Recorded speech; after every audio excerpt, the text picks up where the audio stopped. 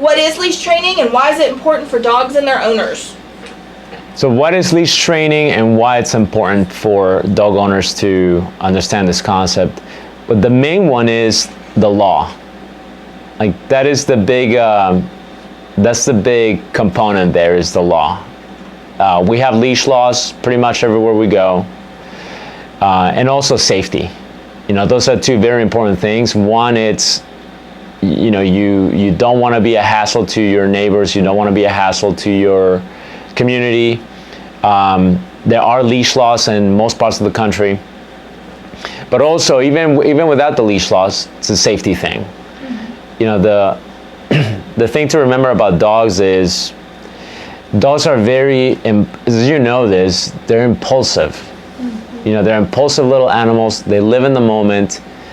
They don't process into the future like we do. They don't do pros and cons like we do. They just feel like doing something and they do it. Well, sometimes some of those things that they want to do impulsively in the moment are not the safest things for them to do. Kind of like humans. Exactly. But at least humans have the ability to process information. Even some humans are very impulsive. You know, they just do things, they get in trouble, they know this.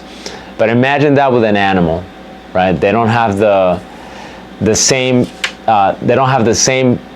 capability to think things through the way we do, at least. So when it comes to the leash, well, it helps us kind of keep them safe. It helps us be a good neighbor, a good citizen to our community, because along with the safety problems that may arise out of the impulsiveness of each dog, you also have them behaving impulsively. Now it's also being a hassle to your neighbors. You know, they're going into their yard, they're killing their chickens, doing stuff like that. So. Well, then going out in public, you never know, just because your dog is well behaved, you don't know that the next dog that is not on a leash is going to come after your dog. So you're able to control your dog a little bit better being on a leash. Exactly. At least you're able to keep your dog from leaving and trying to settle this misunderstanding with another dog. At least with the leash, we're able to manage a little bit of their movement and their mechanics that way. So yeah, it's a big thing. Well, at what age should you ideally start leash training?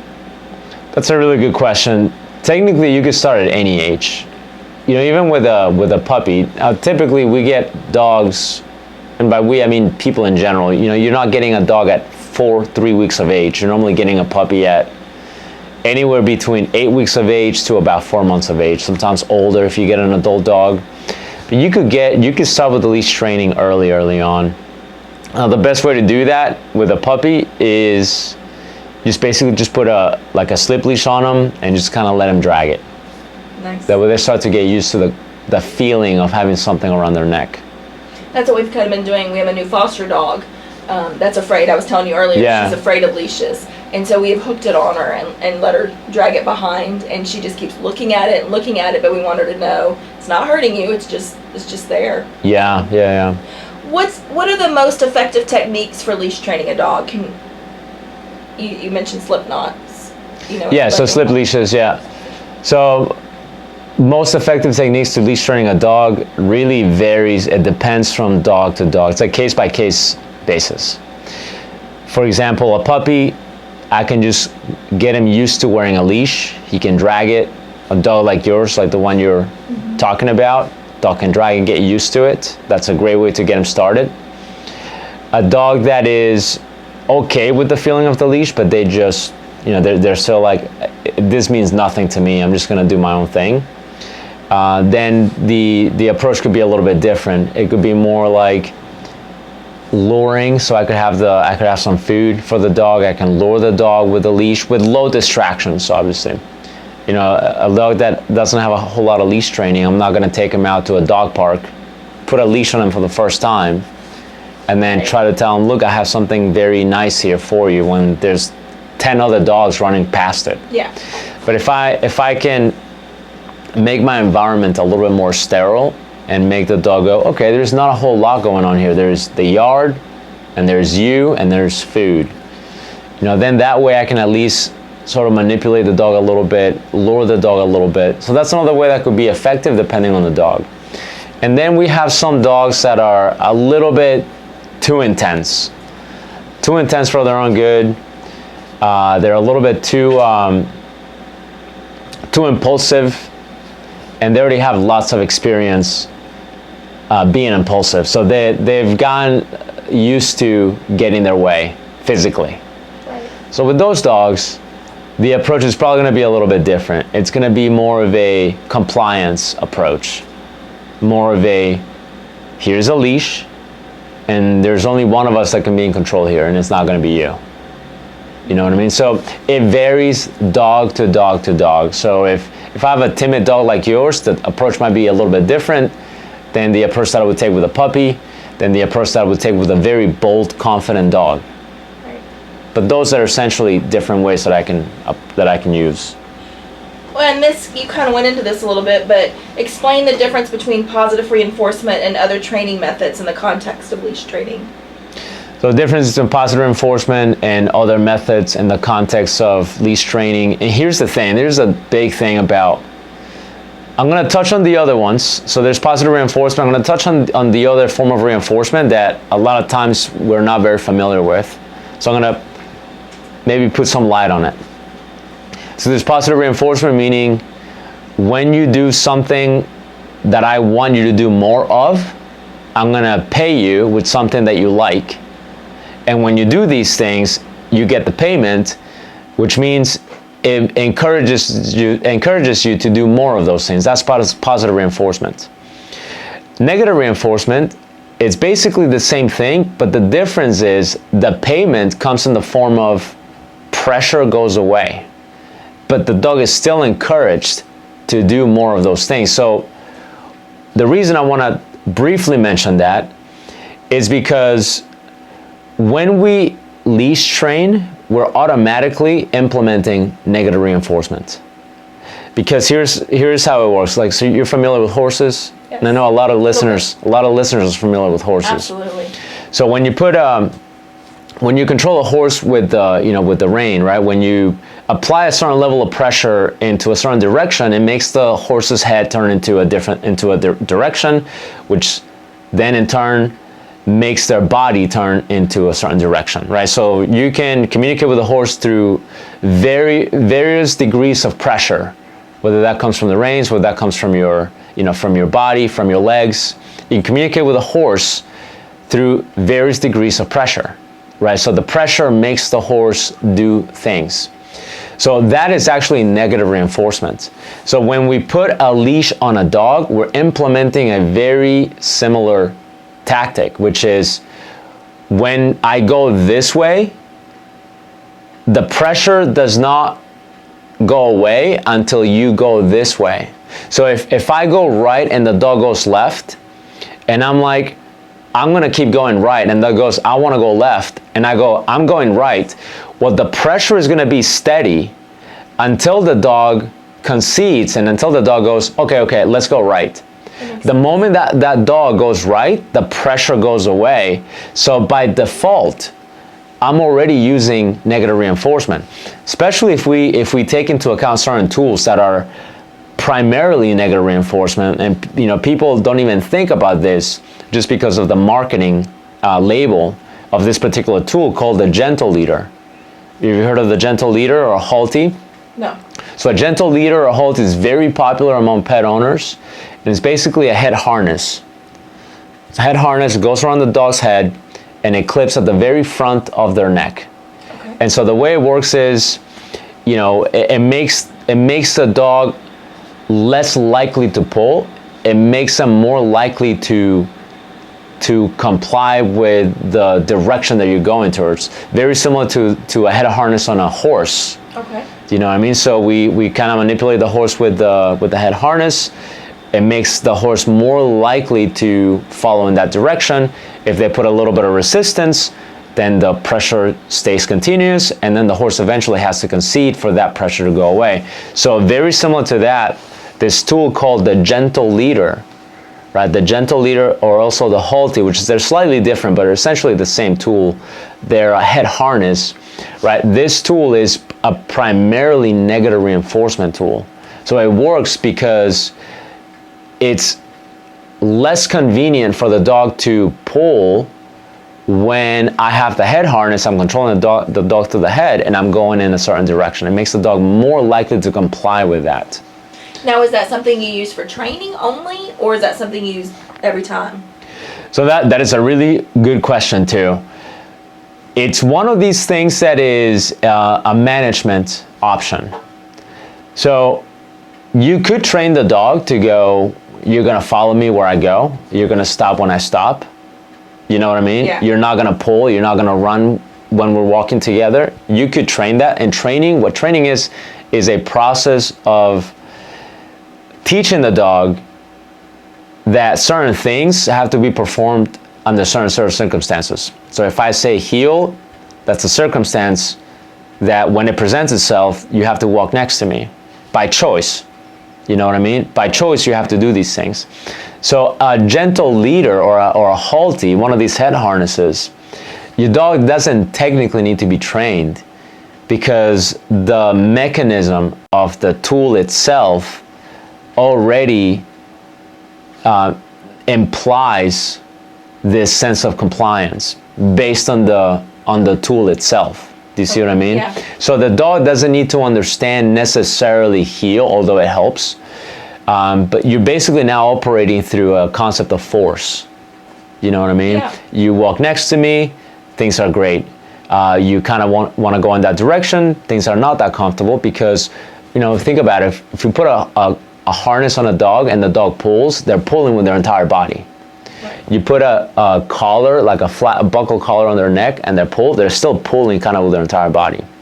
You put a head harness on them and they pull, now their neck is going to be the stopping point because you have the leash attached to the head harness, their body goes in this direction, now you have an axis, right? You have the dog's head going in this direction, their body going in this direction. And yes, they can still do that, but it's more likely for them to go, this is uncomfortable enough that I'm going to go here. So it's a great management option depending on the dog. Okay. And I want to add that because I don't think it's a bad tool. There are dog trainers that think it's a terrible tool, which I see their point. And I'll tell you why it might not be the best tool. But it's one of these tools that I'm like, if it helps you and it works for your dog and it ensures that your dog is safe, it ensures that you are maintaining the leash laws, you're not a hassle to anybody, and it works, go ahead and use it. I don't have a problem with it. But in some instances, it's a terrible tool. And the instances in which it's not a good tool is if you have a very powerful dog that is very, very determined. Because what will happen is they're still going to try to pull, but what will happen is they will cause more damage to their spine. Because now they're going to try to go 100 miles an hour, so they're still going to try to go 100%, but the one weak link is going to be their neck. Right? So I've seen it happen, it's bad. Like I've seen people attempt to use head harnesses on dogs that are very powerful, very intense, and it just looks terrible. Okay. There is nothing gentle about it. At that moment, I would say it's not the best tool for your dog. Makes sense. You know? What type of leash or harness? You said in past shows you didn't really prefer regular harnesses. Is there a specific type of leash? Yeah, absolutely. And collar that you recommend? Yeah, so, and again, we're talking mostly maintenance. So meaning, and when I say maintenance, what I mean is you're not really investing a lot of time or resources into getting your dog trained. Maintenance is more like, I'm going to get this tool that is going to help me get the results that I'm getting without necessarily having to spend a lot of time and resources in training, because training it can be an arduous process. There's a lot of repetitions, there's a lot of discipline on your part, there's a lot of commitment, time commitment and resources commitment to get your dog trained. But if you want to go, no, I don't need all of that, or maybe I'm not in a position where I can do that, there are management tools like the head harness that could work. The other type of harness would be a no pull harness. And again, this is one that could work, but it might not work depending on your dog. So the difference between a regular harness and a no pull harness is a regular harness. It's a regular harness, goes on the body, but it attaches the leash to the back of the harness. So the leash comes basically from the back of the dog's spine. Okay. You know what I mean? So it hugs their body, Yeah, but the I've leash, seen 'em. yeah, it's very common. The leash clips right to the back of the dog. It's right in the back of the back of the harness. Well, the problem with these leashes is they do nothing to discourage pulling. They do quite the opposite. They encourage pulling because you put in a harness on them, which automatically gives them leverage. But on top of that, you have the leash pulling, which will start to trigger opposition reflex. Okay. You know, which means they feel that tension, they automatically want to double up on that tension in the opposite direction. So, which is the reason I don't prefer regular harnesses for the purpose of leash walking. For driving or exercises where I'm working with a dog that is supposed to pull, yes, I love them. Like I use them for my protection dogs.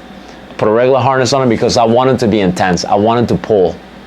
But for a pet, they're not good tools. So in that instance, if you're gonna get a harness, make sure it's a no pull harness. It's a very specific harness. It's very similar to the one I described, but the difference is it clips in the front. Okay.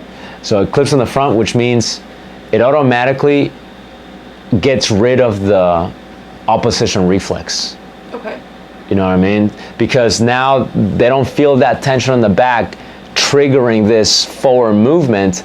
The leash is not coming from the front, which does not trigger this forward movement. Now, are they gonna pull? If you have a determined enough dog, it's still going to pull. They're just gonna pull sideways, which I've seen also. Okay. But it is a better alternative than a regular harness. As far as collars go, again, I don't have a problem with the Halti. I don't have a problem with the gentle leader, as long as it's for the right dog. Right. That makes sense. Yeah, if it's for the right dog, I don't have a problem with it. Go ahead and use it. It'll make your life easier if you have the right dog.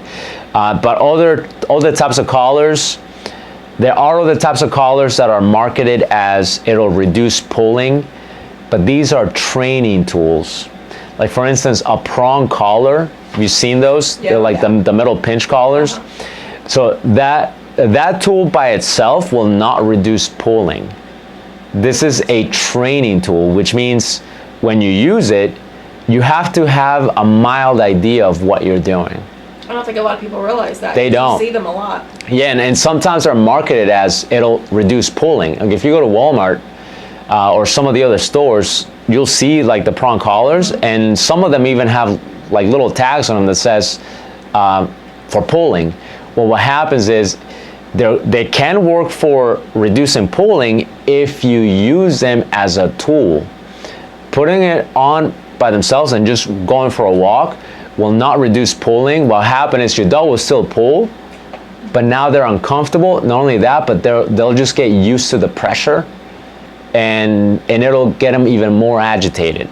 So I've had lots of clients that have contacted me and like, hey, I'm using a prong collar, but he still pulls, and now he's more angry. Well, it's because they didn't understand. Like most people don't understand. You have to use it as a tool. It doesn't work by default. Like the gentle leader works by default. Right. You know, it is designed to discourage pulling.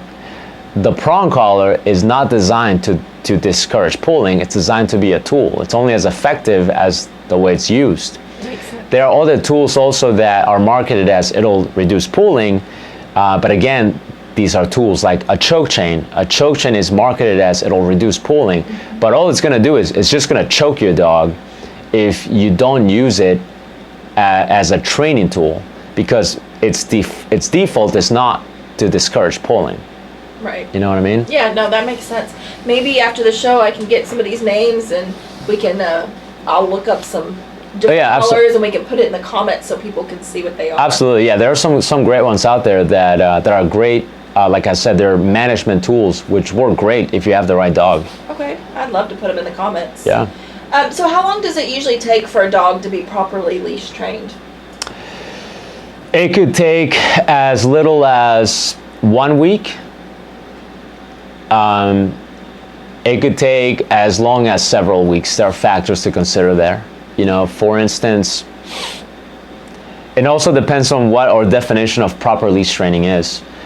So to a regular pet owner, proper leash training might be the dog just stops pulling.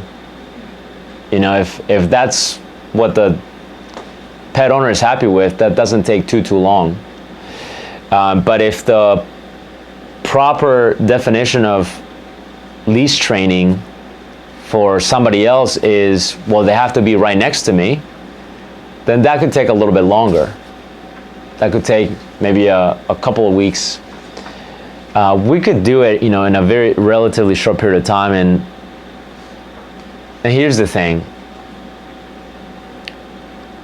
The less time it takes, the more we have to condense the training. Okay. So technically, and I've seen trainers that do this, you could get a dog to stop pulling and you know, and even walk very nicely next to you. They can get it done in like 1 5-10 minute session.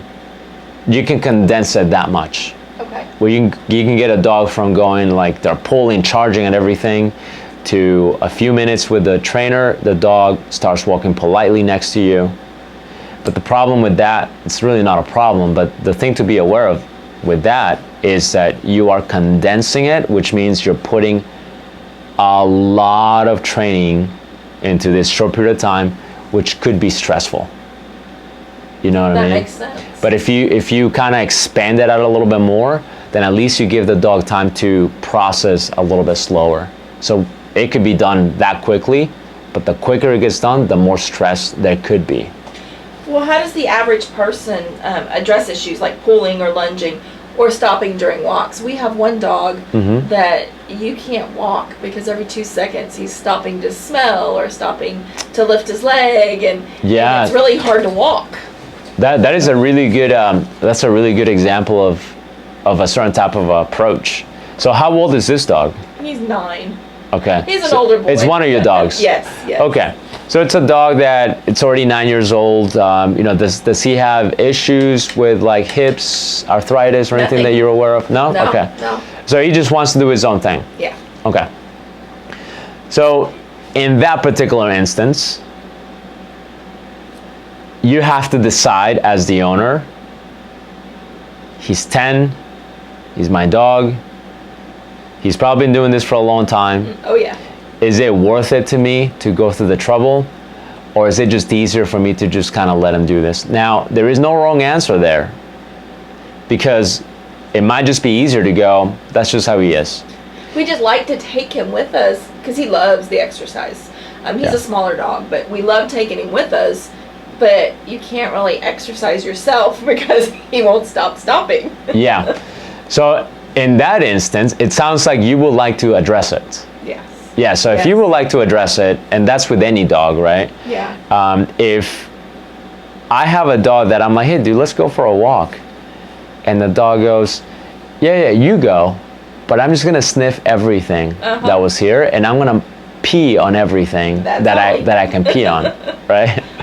So a very common mistake that most pet owners make is because they're not aware of it. It's not that they, you know, that they're clueless. They're just not aware. So a very common mistake that most pet owners make is when they see that happen, they stop. They stop. We do. They try to reason with the dog. Well, and you feel like, oh, well, he's going to the bathroom. But, you know, there gets to be a point where we're like, okay, there's nothing left in this dog. Yes. So that's where people usually go. They go, all right, what's going on here? They try to rationalize with the dog. And so the best thing to do is to not stop. You just keep going. You have to drag him a little bit. Remember, like I said earlier, if you go left, the dog goes left and you go right, if you stop, the dog is still going, I'm gonna go left. If you go left, the dog's going, see, I can pull you. But if you go, I'm going right, and I'm not stopping until you go right, but that pressure on the leash is gonna stay there. That makes sense. Until the dog goes, oh, we're fine, I'll go, right? Yeah. And then he will try to do that again. And then you just go, I'm not stopping. You essentially have to let the dog know, I am more stubborn than you could possibly be. And you're in control. And you're in control. You're holding the leash, you got the thumbs, you have the leash. Our dogs know that they are in control. That's our fault. It's all right. They're a little spoiled. Well, how do you handle a dog that's particularly resistant or fearful of the leash? Like our master. I love that question, because that question is, I would have answered that question different 5 years ago than I'm going to answer it today, just from the experience that I've accumulated in in the 15 years that I've been doing this. So my answer 5 years or longer ago would have been, with a very timid dog like yours, I would say, take it nice and slow. Baby the dog, let him know that it is, that the life is good, and that nothing bad is going to happen. Life is great, the leash is great, you're in heaven, nobody's going to beat you. You're not being dumped again. You're not going to be dumped, right? Everything's nice and hunky-dory. That would have been my answer over 5 years ago, and that's the answer that most dog trainers will give you today. My experience has shown me something different now, okay? And here's where it is. And I'll explain it to you in a little bit of in a different context, so it makes sense too. When you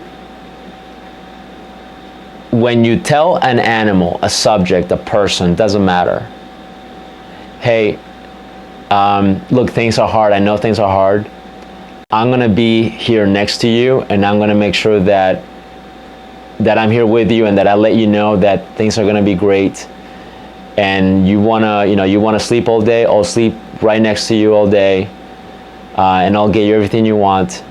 I'll make sure that you know that life is hunky-dory and everything is great. But the thing is, life doesn't work that way. Right. And the best option through experience, and I'm going to tell you an example of how this worked, because the most extreme dog I've ever had was 10 times worse than what you're describing. I'll tell you exactly how I addressed it. And so the problem, I've done that approach with these dogs in the past.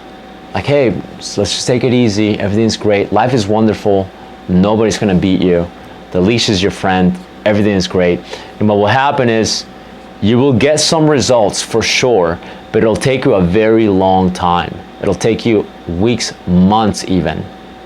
And when life gets a little bit hard, meaning when there has to be a brief moment of stress for whatever reason, right? Maybe the dog got spooked, whatever.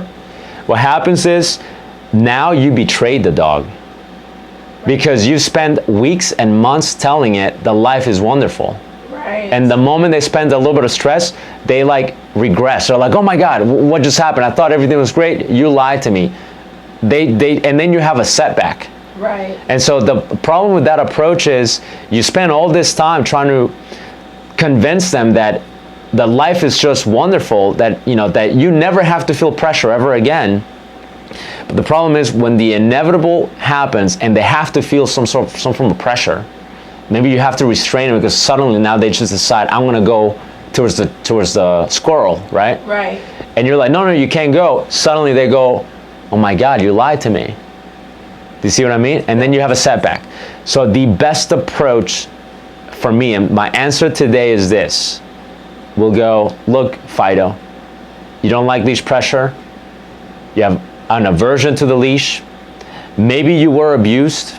So maybe you have PTSD, right? It's gotten really difficult and you're so stressed by the presence of the leash and by the pressure of the leash that you feel like your life is gonna just fall apart, right? And so you do everything you can to resist it. You get fearful and all of that. And so what happens, I know I'm talking hypothetically here to this Fido, right? Right. What happens is Fido has been told by other humans in the past, life is not as bad. And when you decide you're terrified, everything's going to stop. So what I'll tell Fido is, look, Fido, life is not all great. And I'm not here to try to lie to you and tell you that this is heaven. Okay? What I'm going to tell you is that you are tougher than you think you are, because dogs are. Dogs are one of the most incredibly adaptive animals out there. You can't grab a wolf from one region and put it in a different region by itself. It'll die. You can't grab a tiger from a region and take it to a different and just leave it. You can't just grab a tiger and just leave it, you know, somewhere in the hill country and it'll thrive. You can't do that with any other species. You can do it with people. That's why there are people that thrive in the desert and there are people that thrive in the city. Right. There are people that thrive in the forest, people that thrive in the mountains. Because humans are equally adaptive. And the reason why people and dogs have such a great relationship and have such a great history together is because dogs are equally adaptive. You could put a dog in a secluded village and it'll thrive. You can move that dog and take it to a city. It'll go through stress, but it'll adapt and it'll thrive. You notice that? That's yes. What happens with dogs. We can't do that with many animals. And the fact that dogs can thrive in all of these different environments just is a true testament to how incredibly tough they are. So what happens is we think that they're not tough.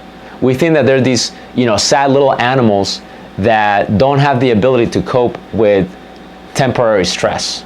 So what happens is, going back to the example that I was giving, I'll tell Fido, look, Fido, I know you don't know it yet, but you are way tougher than you think you are. You know what I mean? I'll tell Fido, you are way, way tougher than you think you are. And I know you feel a little bit of pressure and you think it's the end of the world. The pressure will not go away. I'm not going to beat you with a leash. I'm not gonna hang you, or, you know, I'm not gonna wring your neck. Right. But I'm gonna treat you with the dignity that you deserve, that you know, with the toughness that you don't know you have yet. And you'll notice the dog will adapt. And I'll give you one example, like a real example. Okay. The most extreme dog that I've ever had in my 15 years training dogs was this female Malinois. And the owners couldn't even walk her on leash. They could not even walk her on leash. Like every potty breaks, they had to be off leash. Right. And they could not put a leash on her. So she was always like that, but on top of that, she genuinely got abused. Like, they left her with a trainer, and by the end of the training, this dog came out crawling, skin and bones, crawling to them, right? So they had a horrible experience with this trainer. So they were a little bit shy to try training again, right? But I talked to them. It took a little bit of trust building, right. But eventually they were like, you know what, we trust you enough. We're gonna leave you our dog for so many weeks. So now I have the dog with me for a few weeks. When I have this dog, put a leash on her, this is how bad it was. So I'll tell you exactly how it was. The moment I would this is just on a leash, no training tools, nothing. Right. The moment I would put a little bit of leash pressure, she start rolling. Oh. Rolling, like panic, full panic mode. Okay? So my brain immediately goes, Will, stop. Knock it off. Right. This dog is not doing good. That's what my brain told me immediately. But the trainer in me understood the process.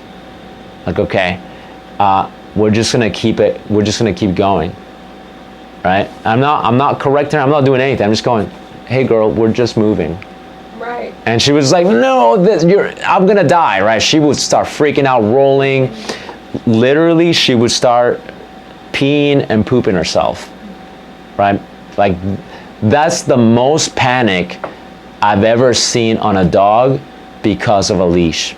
So the trainer in me several years ago would have been like, you're a soft marshmallow, so I'm gonna train you like a soft marshmallow. So my the trainer that I am now, I'm like, if you are soft like a marshmallow, I'm gonna turn you into steel.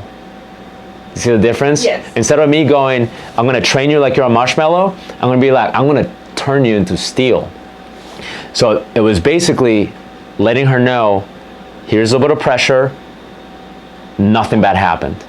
Here's a little bit of pressure, nothing bad happened. Here's a little bit of pressure, nothing bad happened. And then what happened was, because I was very aware of how this works, gradually the dog freaked out less and less and less and less and less, until in some weeks, it took a long time, because she wasn't a puppy, she was an older dog too. So she had a history of, I don't like leashes. Right. But by the end of the training, I even have it on social media. This dog, it's on my YouTube somewhere. It's buried in the, among the over 1,000 videos that I have on there. But you see in that the progress that this dog made. And this dog went from terrified of everything to, she had so much confidence. The owners were very, very happy, which obviously makes me happy. Mm-hmm. But that's how it was addressed. We turned her into steel. That's awesome. That's really neat. Are there any common mistakes that owners should avoid during leash training? Yeah, so one of the common mistakes I would say is a little bit of what I addressed a moment ago.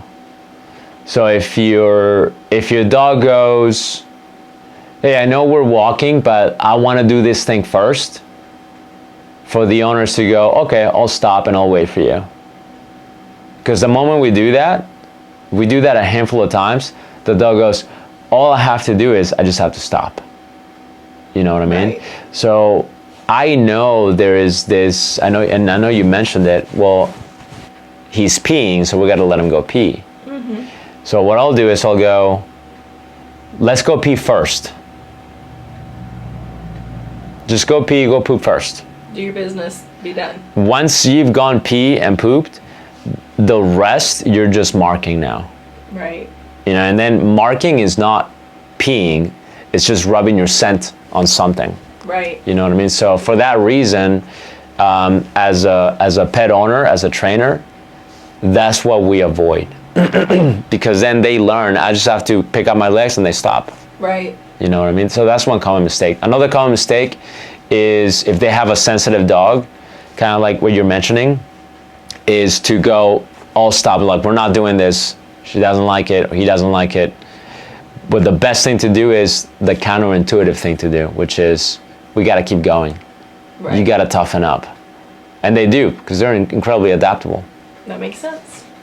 So, if somebody comes to see you and they do training with you for leash, how can they reinforce that training between professional services?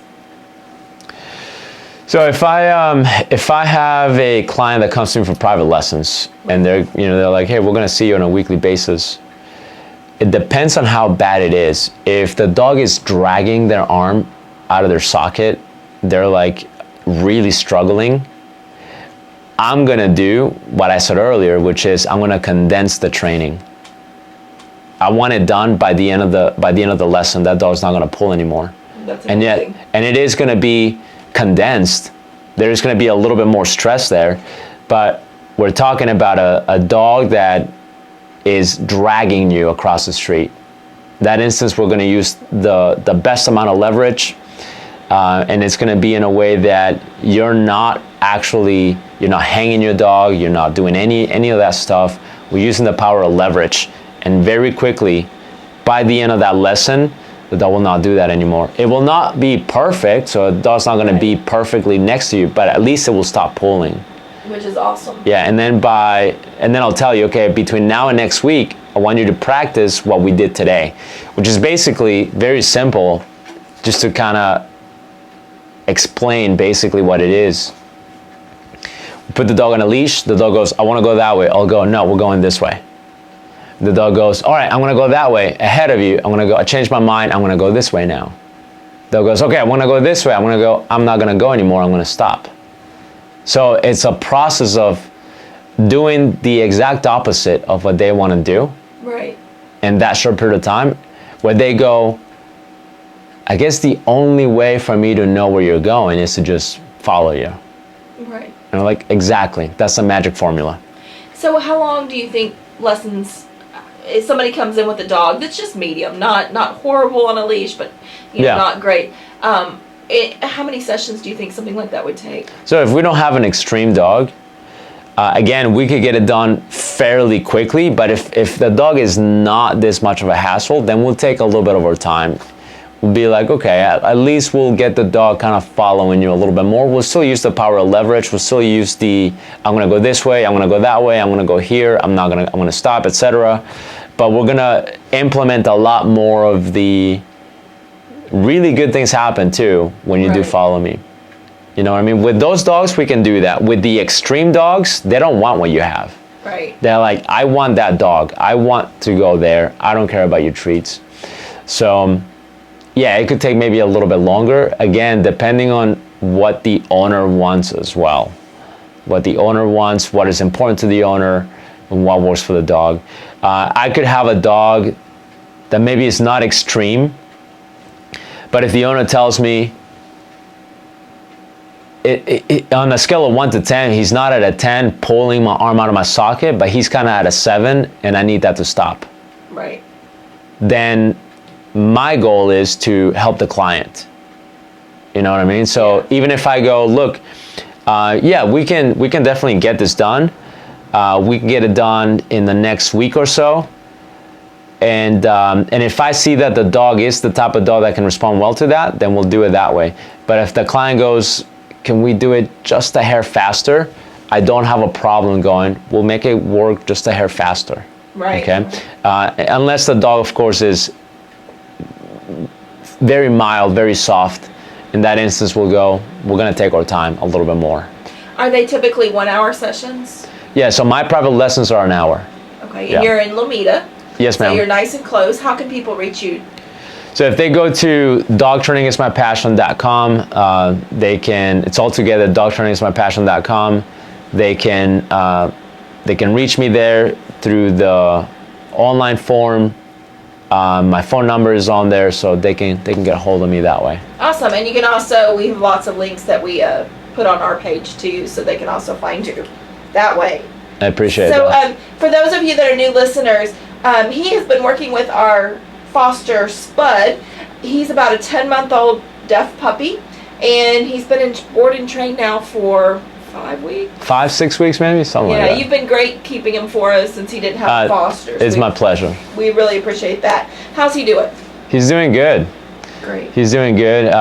Everything's making sense to him, so he's pretty up there in the proficiency level. I can't wait to see him again. He's going to be a whole new dog. Yeah. So Spud is available for adoption. He's going to be fully trained, ready to go. He is a love bug. He loves kisses and hugs, and he's just really, really a good, sweet dog. So if you're looking for a wonderfully trained, lovable boy, this is your dog. Adoption fee is $100, and that includes, of course, his training, and it also includes he's been neutered, and he's had all of his vaccinations. So that's a great dog. He's great with dogs and cats, and he's just really good, looking for a forever home.